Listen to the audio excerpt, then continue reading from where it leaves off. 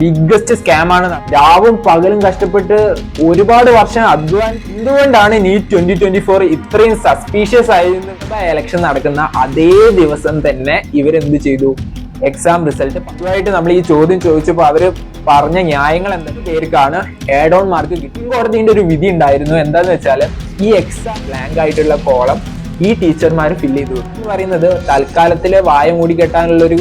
Hello friends, അപ്പൊ നമ്മുടെ NEET 2024 biggest scam ആണ് നടന്നിട്ടുള്ളത്. കാരണം ഈ അടുത്തിടെ നമ്മൾ സുപ്രീം കോടതിന്റെ വിധിയും കാര്യങ്ങളൊക്കെ കണ്ടതാണ്. ഈ കഴിഞ്ഞ ദിവസം വന്നിട്ടുണ്ടായിരുന്നു. അപ്പൊ അതിലൂടെയൊക്കെ ഞാൻ പോയപ്പോൾ ഞാൻ കുറച്ച് പിറകോട്ട് പോയി. ഇതിന് റിപ്പോർട്ട് ചെയ്ത കേസസും കാര്യങ്ങളൊക്കെ ഞാൻ ഒന്ന് വിശദമായി തന്നെ അന്വേഷിച്ചു നോക്കി. രാവും പകലും കഷ്ടപ്പെട്ട് ഒരുപാട് വർഷം അധ്വാനിച്ചുണ്ടാക്കുന്ന ഒരു കാര്യമാണ് ഈ നീറ്റിന്റെ പ്രിപ്പറേഷൻ എന്ന് പറയുന്നത്. അതായത് ഇപ്പോഴും കുട്ടികൾ റിപ്പീറ്റ് ചെയ്ത് കഴിഞ്ഞിട്ട് റിപ്പീറ്റ് ചെയ്തിട്ട് പിന്നെയും റിപ്പീറ്റ് ചെയ്തു 5 പ്രാവശ്യമൊക്കെ റിപ്പീറ്റ് ചെയ്തിട്ട് കിട്ടുന്ന ഒരുപാട് കുട്ടികളെ എനിക്കറിയാം. അപ്പം അങ്ങനെ കിട്ടുന്ന ഒരു കാര്യമാണ്. കാരണം എന്റെ ഒരു പ്രൊഫഷൻ എടുത്താൽ തന്നെ ഞാനും ഹെൽത്ത് കെയറിലാണ് ഇപ്പോൾ വർക്ക് ചെയ്യുന്നത്. ഞാനിപ്പം പഠിക്കുന്നത്. ഞാൻ നീറ്റ് എഴുതിയിട്ട് ഇതുപോലെ കിട്ടിയതാണ് എനിക്ക്.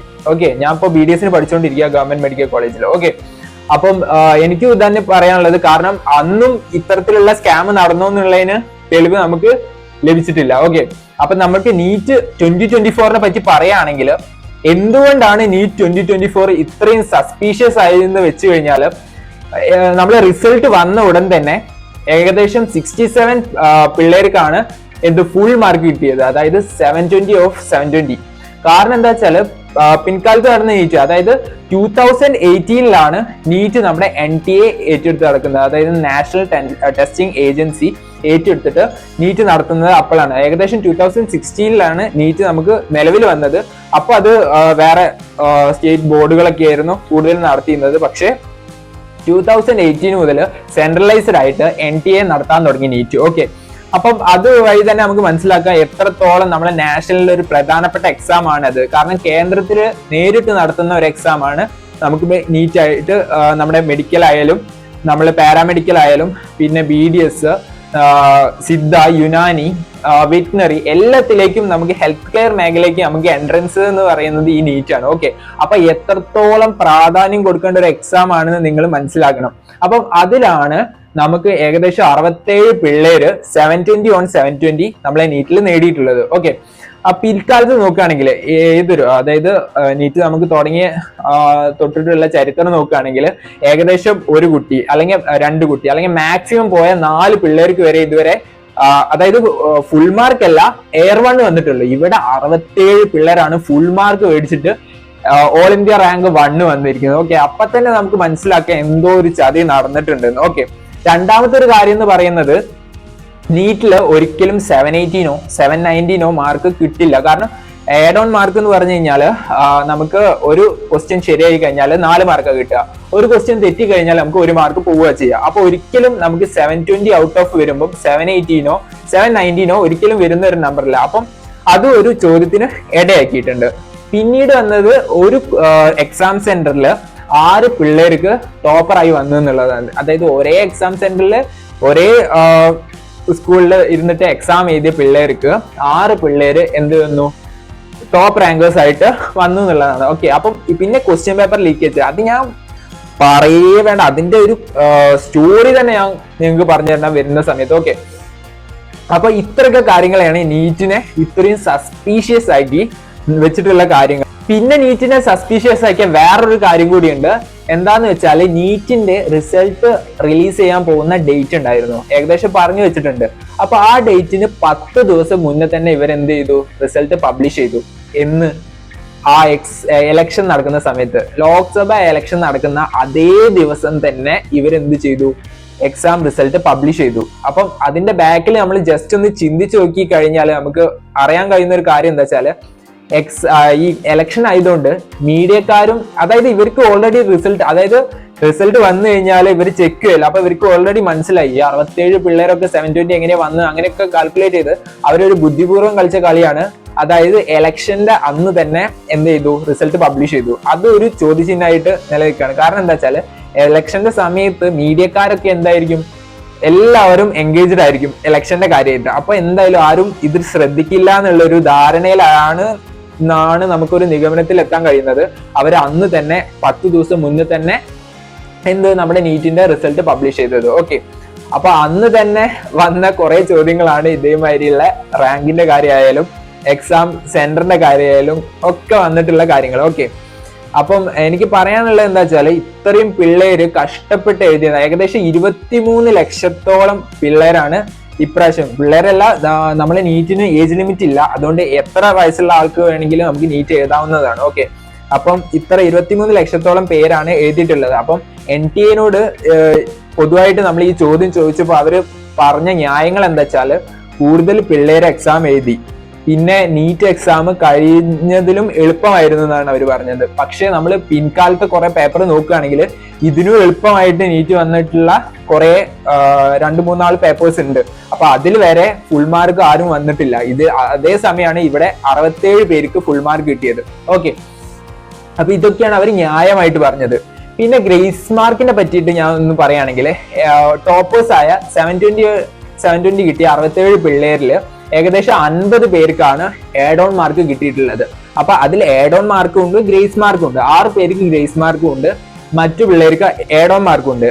ഓക്കെ, അപ്പം അത് രണ്ടും എന്താന്ന് ഞാൻ പറഞ്ഞുതരാം. ഗ്രേസ് മാർക്ക് എന്ന് പറഞ്ഞ് കൊടുത്തിട്ടുള്ള സംഭവം എന്താ വെച്ചാല്, അതായത് പരീക്ഷാ സെന്ററിൽ അവിടെ എക്സാം ഇരുന്നപ്പോൾ അവിടെ വന്നിട്ടുള്ള ചില സാങ്കേതിക തകരാറ് മൂലം അവർക്ക് എക്സാമിന്റെ ടൈം നഷ്ടപ്പെട്ടു. അതായത് എക്സാം എന്തൊക്കെയോ സാങ്കേതിക തകരാറായിട്ട് അവർക്ക് അത്രയും ടൈം, അതായത് കുറച്ച് ക്വസ്റ്റ്യൻ എഴുതാനുള്ള ടൈം അവർക്ക് കിട്ടിയില്ല. അപ്പൊ അവരെന്ത് ചെയ്തു, അത് റിപ്പോർട്ട് ചെയ്തു. അവിടുത്തെ അഡ്ജസന്റ് പോലീസ് സ്റ്റേഷനിലായാലും റിപ്പോർട്ട് ചെയ്തു. അപ്പം നമുക്ക് സുപ്രീം കോടതിന്റെ ഒരു വിധി ഉണ്ടായിരുന്നു. എന്താന്ന് വെച്ചാല് ഈ എക്സാം ഇതുമാതിരി ടൈം വൈകി കഴിഞ്ഞാൽ അത് ഒരിക്കലും മെഡിക്കൽ ആണോ എഞ്ചിനീയറിംഗ് ആയിട്ട് ഒന്ന് സ്പെസിഫൈ ചെയ്ത് പറഞ്ഞിട്ടുള്ള ഒരു റൂളല്ല. പക്ഷെ എന്നാലും അങ്ങനെ ഒരു റൂൾ ഉണ്ട്. എന്താ വെച്ചാല് ഇതുപോലെ ടൈം നഷ്ടപ്പെട്ട പിള്ളേർക്ക് എക്സാം കഴിഞ്ഞു കഴിഞ്ഞാൽ അവർക്ക് എന്ത് ചെയ്യും, മാർക്കുകൾ ഗ്രേസ് മാർക്കായിട്ട് ആഡ് ഓൺ ചെയ്ത് കൊടുക്കും. അങ്ങനെ ഈ വർഷം 1500 പേർക്ക് അറൗണ്ട് നമുക്ക് ഗ്രേസ് മാർക്ക് ആഡ് ഓൺ ചെയ്ത് കിട്ടിയിട്ടുണ്ട്. അതിൽ ഈ ടോപ്പേഴ്സ് ആയ ഏകദേശം എത്ര പേര് വന്നിട്ടുണ്ട്, 6 പേർക്കാണ് ഗ്രേസ് മാർക്ക് കൊണ്ട് ഫുൾ മാർക്ക് കിട്ടിയത്. ഓക്കെ, അപ്പം അത് നിങ്ങൾ മനസ്സിലാക്കി വെക്കണം. പിന്നെ അടുത്തൊരു കാര്യം, അടുത്ത 50 പിള്ളേര്, 67 പിള്ളേർ, അടുത്ത 50 പിള്ളേരുണ്ട്. അപ്പം അവർക്ക് എങ്ങനെയാണ് ഫുൾ മാർക്ക് കിട്ടിയത് ഞാൻ പറഞ്ഞുതരാം. ഫിസിക്സിൽ ഒരു ചോദ്യം ഉണ്ടായിരുന്നു. ഫിസിക്സിലെ ചോദ്യം എന്ന് പറഞ്ഞു കഴിഞ്ഞാൽ അതിൽ ഒരു ഉത്തരം, അതിൽ ലേറ്റസ്റ്റ് NCERT ടെക്സ്റ്റ് ബുക്ക് ആണ് നമ്മുടെ നീറ്റിന്റെ ബൈബിൾ എന്ന് പറയുന്നത്. അപ്പൊ അത് നോക്കിയിട്ടാണ് ഇവര് എക്സാം ഇവാലുവേറ്റ് ചെയ്യുന്നത്. അതിൽ കാര്യങ്ങൾ കൊടുത്ത രീതിയിൽ വേണം എന്ത് ചെയ്യുക, നമ്മുടെ ആൻസർ ഷീറ്റ് കറക്റ്റ് ചെയ്യേണ്ടത്. ഓക്കെ, അപ്പം 2 ഉത്തരങ്ങൾ ഉണ്ടായിരുന്നു. അപ്പം അതിൽ ഒരു ഉത്തരം ശരിക്കും കറക്റ്റ് ആയിട്ടുള്ള ഒരു ഉത്തരമാണുള്ളത്. പിന്നെ രണ്ടാമത്തെ ഉത്തരം കുറെ കുട്ടികൾ ശരിയാണെന്ന് ക്ലെയിം ചെയ്തു. കാരണം എന്താ വെച്ചാല് പിൽക്കാലത്തെ എഡിഷൻ, അതായത് ഫിസിക്സ് നമുക്ക് NCERT ബുക്ക് ഓരോ വർഷം കൂടുന്നതിലും ഇങ്ങനെ അപ്ഡേറ്റ് ചെയ്ത് വരുന്നുണ്ട്. അപ്പൊ പിൽക്കാലത്തെ ഒരു എഡിഷനിൽ ആ ഒരു ചോദ്യം ശരിയായിരുന്നു. ഓക്കെ, അത് പുതിയ അഡീഷണൽ ആയപ്പോഴാണ് അത് എന്ത് ചെയ്തു, വേറൊരു ഉത്തരമായിട്ട് വന്നിട്ടുള്ളത്. ഓക്കെ, അപ്പൊ അത് ക്ലെയിം ചെയ്തിട്ട് ആ കുട്ടികൾക്ക് വരെ എന്ത് ചെയ്തു, NTA മാർക്ക് ആഡ് ഓൺ ചെയ്ത് കൊടുത്തു. പക്ഷെ അത് ഒരിക്കലും അംഗീകരിക്കാൻ പറ്റുന്ന ഒരു കാര്യമല്ല. കാരണം 2018 ഇറങ്ങിയ ആ എഡിഷന്റെ ബുക്കിലുള്ള കാര്യമാണ് കറക്റ്റ് ആയിട്ട് ഇവർ ചൂണ്ടിക്കാട്ടിയത്. അതിനാണ് ഇവർക്ക് മാർക്ക് കിട്ടുക. ഏകദേശം 6 കൊല്ലത്തോളായി. അപ്പം 6 കൊല്ലം ബാക്കിലുള്ള ഒരു ടെക്സ്റ്റ് ബുക്ക് ആരും ഉപയോഗിക്കുന്നുണ്ടാവില്ല എന്ന് വേണമെങ്കിൽ പറയാം. ഓക്കെ, ഏറ്റവും പുതിയ എഡിഷനിലായിരിക്കും ഏറ്റവും കറക്റ്റ് ആയിട്ടുള്ള ആപ്റ്റ് ആയിട്ടുള്ള ഉത്തരം. അപ്പൊ ഒരിക്കലും അതിനൊരു മാർക്ക് കൊടുത്തിട്ട് ഇത്രയും പിള്ളേർക്ക് മാർക്ക് കൊടുക്കാൻ പാടില്ല എന്നാണ് എനിക്ക് പറയാനുള്ളത്. ഓക്കെ, അപ്പം അതൊരു കാര്യം. അപ്പം ഇതൊക്കെയാണ് നമ്മുടെ നീറ്റിൽ നടന്നിട്ടുള്ള എന്താ പറയാ, ഉള്ളിൽ നടന്നിട്ടുള്ള കുറച്ച്, അതായത് റിസൾട്ട് വന്നപ്പോൾ നടന്നിട്ടുള്ള കാര്യങ്ങൾ. ഓക്കെ, ഇനി ഞാൻ ഇൻട്രസ്റ്റിംഗ് ആയിട്ടുള്ള പാർട്ടിലേക്ക് ഞാൻ പോകാൻ പോകുന്നത്. കാരണം എന്താ വെച്ചാൽ നമ്മുടെ നീറ്റ് നടക്കുന്നതിന് മുന്നേ നടന്നിട്ടുള്ള കാര്യങ്ങൾ. ഓക്കെ, അതിന്റെ ശേഷം, അതായത് നീറ്റ് നടക്കുന്ന മുന്നേ നടന്നിട്ടുള്ള കാര്യങ്ങളും പിന്നെ അത് നടക്കുന്ന സമയത്ത് ഉണ്ടായിട്ടുള്ള കാര്യങ്ങളും പ്ലാനിങ്ങുകളും കാര്യങ്ങളൊക്കെയാണ് നമുക്ക് ഇനി പറയാൻ പോകുന്നത്. ഗൂഢാലോചനകൾ എന്ന് വേണമെങ്കിൽ പറയാം. ഓക്കെ, അപ്പൊ അതിൽ ആദ്യത്തെ കാര്യം നമ്മുടെ ജാർഖണ്ഡില് ഹസാരിബാഗ് എന്ന് പറഞ്ഞൊരു സ്ഥലത്ത് നടന്ന കാര്യമാണ്. അവിടെ ഒയാസിസ് സ്കൂൾ എന്ന് പറഞ്ഞിട്ടുള്ള ഇത് നമ്മുടെ നീറ്റിന്റെ സെന്റർ ആയിരുന്നു, എക്സാം സെന്റർ ആയിരുന്നു. അപ്പം അവിടേക്ക് നമുക്കിപ്പോ അറിയാം, നമ്മുടെ നീറ്റ് ക്വസ്റ്റ്യൻ പേപ്പർ നമ്മുടെ എക്സാം സെന്ററിലേക്ക് 2 ദിവസം മുന്നേ 1 ദിവസം മുന്നേ ആയിട്ട് എത്തിയിരിക്കും. അത് അത്രയും സെക്യൂരിറ്റിയോട് കൂടിയിട്ടൊക്കെ ആയിരിക്കും എത്തിയിട്ടുണ്ടാവുക. പക്ഷെ എന്നാലും അവിടുത്തെ നീറ്റ് കൺട്രോൾ ആയിട്ടുള്ള പേഴ്സണാലിറ്റീസ്, അവിടുത്തെ പ്രിൻസിപ്പളും വൈസ് പ്രിൻസിപ്പളും ആണെന്ന് തന്നെ വേണമെങ്കിൽ പറയാം, അവരെന്ത് ചെയ്തു, അവർ ഈ നീറ്റ് പേപ്പർ, അതായത് ഇപ്പോഴും അവരെ ചോദ്യം ചെയ്തുകൊണ്ടിരിക്കുകയാണ്, അവർ ഈ നീറ്റ് പേപ്പർ ചോർത്തി എന്നാണ് പറയപ്പെടുന്നത്. ഓക്കെ, കാരണം എന്താ വെച്ചാൽ പോലീസുകാരുടെ അന്വേഷണത്തില് ആ സ്കൂളിന്റെ പരിസരത്ത് നിന്ന് ഇവർക്ക് എന്ത് ചെയ്തു, പകുതി കത്തിയൊരു നീറ്റ് ക്വസ്റ്റ്യൻ പേപ്പർ അതിന്റെ ഒരു കോപ്പി കിട്ടി. കാരണം അത് മാച്ച് ചെയ്ത് നോക്കിയപ്പോൾ കറക്റ്റ് നീറ്റിൽ വന്ന ക്വസ്റ്റ്യൻസ് കുറെ അതിൽ തന്നെ ഉണ്ട്. ഓക്കെ, അപ്പൊ ഇതിലൂടെ അവർ നിഗമനത്തിലെത്തി അവിടെ എന്ത് ചെയ്തു, നമ്മുടെ സ്കാം നടന്നിട്ടുണ്ട്, നീറ്റ് സ്കാം നടന്നിട്ടുണ്ട് എന്ന്. അത് എത്ര പേർക്ക് സപ്ലൈ ചെയ്തു, ആർക്കൊക്കെ കിട്ടി, അതൊന്നും ഇതുവരെ കണ്ടെത്താനായിട്ടില്ല. അതിന്റെ ചോദ്യങ്ങൾ നടന്നുകൊണ്ടിരിക്കുകയാണ്. പിന്നെ ഇതിന് സമാനമായിട്ടുള്ള ഒരു കാര്യം തന്നെയാണ് നമ്മുടെ പാട്നയിൽ നടന്നത്. ബീഹാർ പാട്നയിൽ എന്താ നടന്നു വെച്ചാൽ അവിടെ ഇതുപോലെ ക്വസ്റ്റ്യൻ പേപ്പർ ലീക്ക് ആയത് എങ്ങനെയാണെന്ന് ആർക്കും അറിയില്ല.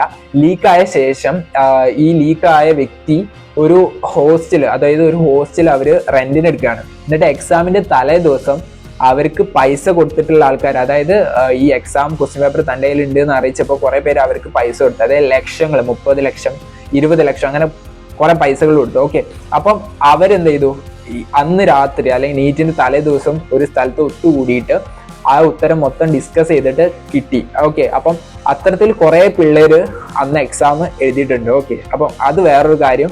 അവിടെയും പോലീസുകാർ, CBI ആണ് ഇതൊക്കെ അന്വേഷിക്കുന്നത് മെയിൻ ആയിട്ടും. എന്നിട്ട് അവിടെ ഒരു അറസ്റ്റ് നടന്നിട്ടുണ്ട്. ഓക്കെ, പിന്നെ അടുത്തൊരു രസകരമായിട്ടുള്ള ഒരു കാര്യം എന്താ വെച്ചാല്, ഏറ്റവും സങ്കടം ഉളവാക്കുന്ന വേണമെങ്കിൽ പറയാം. കാരണം എന്താ വെച്ചാൽ നമ്മുടെ ഗുജറാത്തില് ഗോദ്ര എന്ന് പറഞ്ഞൊരു സ്ഥലത്ത് നടന്ന ഒരു കാര്യമാണ്. അവിടെ ഉള്ളൊരു എക്സാം സെന്ററുകാര് എന്ത് ചെയ്തു, അതായത് അവിടുത്തെ ഒരു എക്സാം സെന്ററിലുള്ള ടീച്ചേഴ്സിനെ വിലക്കി വാങ്ങി. അതായത് കോച്ചിങ് ഇൻസ്റ്റിറ്റ്യൂട്ടിലെ കുറച്ച് ആൾക്കാർ ഒരു എക്സാം സെന്ററിലെ, അപ്പം അവിടെയുള്ള എല്ലാവരെയും വിലക്കി വാങ്ങിയിട്ട് എന്ത് ചെയ്തു, കുറെ ആ ഒരു കോച്ചിങ് സെന്ററുകാര് പല സ്ഥലത്തുള്ള കുട്ടികളുടെ രക്ഷിതാക്കളെ ഇടുന്ന പൈസ വാങ്ങിയിട്ടുണ്ടായിരുന്നു. അറൌണ്ട് 30 ലക്ഷം കൊടുത്തവരുണ്ട്, കോടികൾ കൊടുത്തവരുണ്ട്. ഓക്കെ, കാര്യം എന്താ വെച്ചാൽ നിങ്ങൾ അറിഞ്ഞാൽ ചിരിച്ചു പോവല്ല, സങ്കടം വന്നു പോകും. കാരണം എന്താ വെച്ചാൽ അവിടുത്തെ എങ്ങനെയാന്ന് വെച്ചാൽ അവരെ സ്കാം എങ്ങനെയാന്ന് വെച്ചാൽ, അതായത് സ്റ്റുഡൻസിനെ ആ എക്സാം സെന്ററിൽ എഴുതുന്ന ഇവർക്ക് പണം കൊടുത്തിട്ടുള്ള സ്റ്റുഡൻസിനോട് അവർക്ക് അറിയാത്ത ക്വസ്റ്റ്യൻസ് OMR അറ്റൻഡ് ചെയ്യേണ്ടെന്ന് പറഞ്ഞു. ഓക്കെ, അപ്പൊ അങ്ങനെ അറ്റൻഡ് ചെയ്യണ്ടെന്ന് പറഞ്ഞപ്പോൾ എന്നിട്ട് എന്താ ചെയ്യും, പരീക്ഷ എൻഡ് ചെയ്യുന്ന സമയത്തും പരീക്ഷ പേപ്പർ കളക്ട് ചെയ്യുന്ന ആ ഒരു സമയമില്ലേ, ആ സമയത്താണ് ഇവർ ആ സ്കാം നടത്തിയത്. എങ്ങനെയാ വെച്ചാൽ ആ ഒരു പരീക്ഷ പേപ്പർ വാങ്ങി അവർ ബ്ലാങ്ക് ആയിട്ടുള്ള കോളം ഈ ടീച്ചർമാർ ഫില്ല് ചെയ്ത് കൊടുക്കും. മനസ്സിലായോ? അതായത് ആ എക്സാം കഴിയുന്നോടെ ആ ഒരു ക്വസ്റ്റ്യൻ പേപ്പർ ഔട്ടായി. അപ്പൊ തന്നെ കോച്ചിങ് സെന്ററിൽ ആ ക്വസ്റ്റ്യൻ പേപ്പർ എത്തും.